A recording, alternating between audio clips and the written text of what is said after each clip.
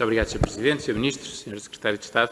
Sr. Ministro, tenho que começar por lhe dizer que fez uma avaliação injusta da posição do CDS, quer relativamente aos resultados do Conselho, quer relativamente ao posicionamento europeu. Relativamente aos resultados do Conselho, eu até tenho aqui escrito, o resultado final tem muito potencial, deixa uma série de questões que foram aquelas que eu coloquei depois.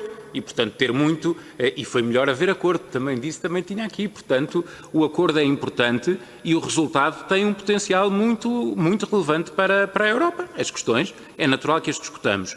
Outra coisa importante também, discutir as questões de soberania não implica uma posição de negação do projeto europeu, pelo contrário.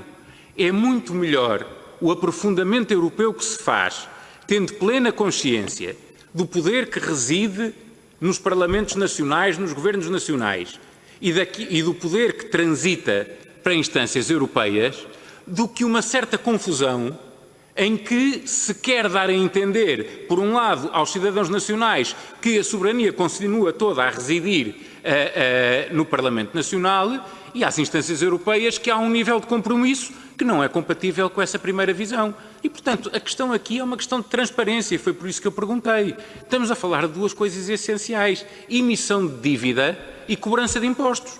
São questões essenciais do ponto de vista da soberania. Portanto, se há alterações do ponto de vista da emissão de dívida, se há alterações do ponto de vista da cobrança de impostos, é natural que se questione, e é, do meu ponto de vista, fundamental que se esclareça o que está em causa. Nós, agora, pós-Brexit, até já podemos usar a expressão original com mais descansados de não incomodarmos os britânicos, mas a célebre frase "no taxation without representation" tem exatamente a ver com isso. O poder soberano da representação dos parlamentos na criação de impostos. E, portanto, estes recursos próprios têm que ser muito bem explicados para que não haja esta confusão. Depois, isto era da primeira parte, das questões que ficaram por colocar há pouco. Para sabermos se, em termos de recursos, nos próximos 7 anos nós ficamos melhor ou pior, nós temos que fazer a comparação não só com aquilo que foi o quadro financeiro plurianual e outros planos, como o Sr. Ministro falou, do Plano Juncker, por exemplo, com aquilo que temos à disposição neste momento, mas também com a alteração das necessidades.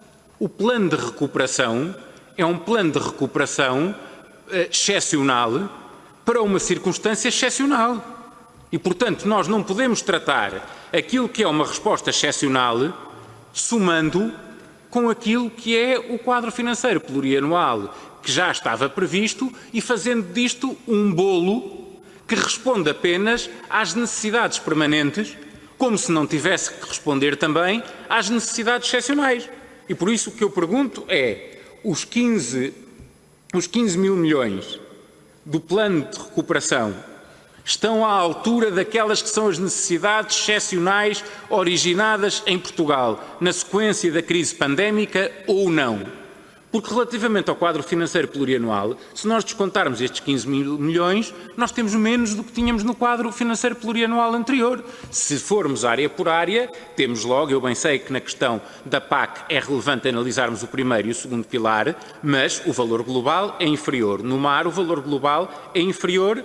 Na coesão, é discutível, segundo consideremos parte deste dinheiro extraordinário para questões estruturais ou não estruturais. E, portanto, esta transparência há ou não há, do ponto de vista da nossa situação, para aquilo que eram as nossas necessidades pré-crise pandémica e que nós estávamos insatisfeitos com o quadro financeiro plurianual, porque é que agora ficámos satisfeitos? Segunda questão, como é que os 15 mil milhões dão para aquilo que são as necessidades excepcionais e ainda cobrem aquilo que nós considerávamos insuficiente no quadro financeiro plurianual? Muito obrigado. E, portanto, vamos ver se esta Conferência para o Futuro da Europa nos dá estas respostas de que Europa queremos, como queremos e vai ser um indicador muito interessante para perceber, como dizia há bocadinho o Sr. Deputado João Almeida, que Europas temos aqui.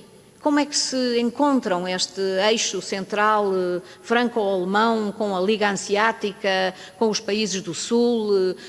Como é que as pessoas para lá das famílias políticas e dos governos veem estas matérias. Será, espero eu, um trabalho útil e interessante para vermos para lá dos governos e das famílias políticas, porque muitos governos, este foi um aspecto muito interessante de assistir a esta negociação, porque vamos condicionados por uma situação política complexa, com a saída do Reino Unido, mas também com uma Europa muito fragmentada politicamente. Muitos governos de coligação. E estes governos de coligação têm, às vezes, dificuldades depois em encontrar caminhos, estão muito espartilhados nas posições que têm que tomar e têm muito pouca flexibilidade, muito pouca margem de manobra depois na negociação. Foi por isso que isto demorou 4 dias. Porque houve muitos elementos que era preciso acolher aqui nestas circunstâncias. Muito obrigada. O meu último comentário diz respeito à questão de o que é que há para pagar. No programa Nova Geração é financiado com um fundo de recuperação que basicamente são 750 mil milhões de euros que a Comissão Europeia vai buscar aos mercados em nosso nome e que nós temos que pagar. Pagaremos em condições que serão extremamente favoráveis, como nunca nenhum de nós conseguiria, com a maturidade de 30 anos, com uma moratória, nós só iniciaremos os pagamentos em 2026, ou 27, e em condições de taxa que facilmente antecipamos, basta ver a evolução das taxas de dívida nos mercados nestes últimos dias.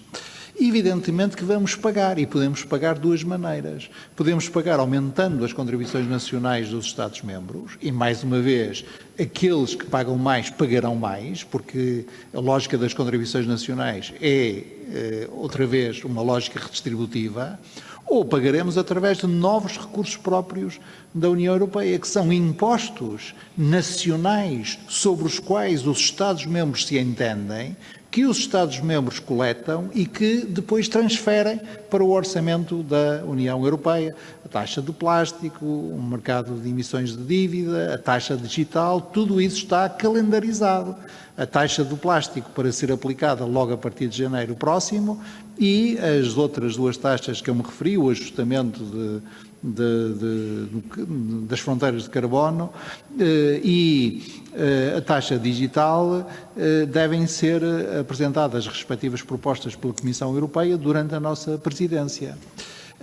Depois, a questão, e estou a terminar, Sr. Presidente, depois, esta é a resposta à pergunta: como é que nós constituímos este fundo de 750 mil milhões? Nós, os europeus.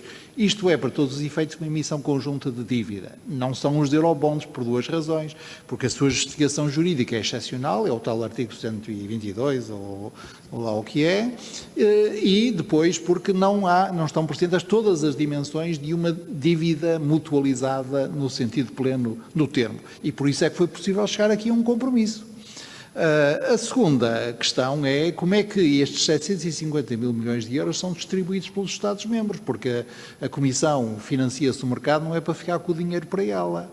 E eles são financiados através de 2 grandes modalidades. A modalidade de transferências, subvenções, subsídios a fundo perdido, como quiser dizer, e aí o elemento mais genial, na minha modesta opinião, da proposta da Comissão é justamente o elemento no qual a Comissão diz: não inventemos nada sobre isto, porque os canais que nós construímos através do quadro financeiro plurianual são os canais pelos quais se distribui estas transferências, com financiamentos que podem ser de 100%, portanto, sem nenhum euro posto do ponto de vista do Orçamento Nacional, e a outra modalidade são os empréstimos.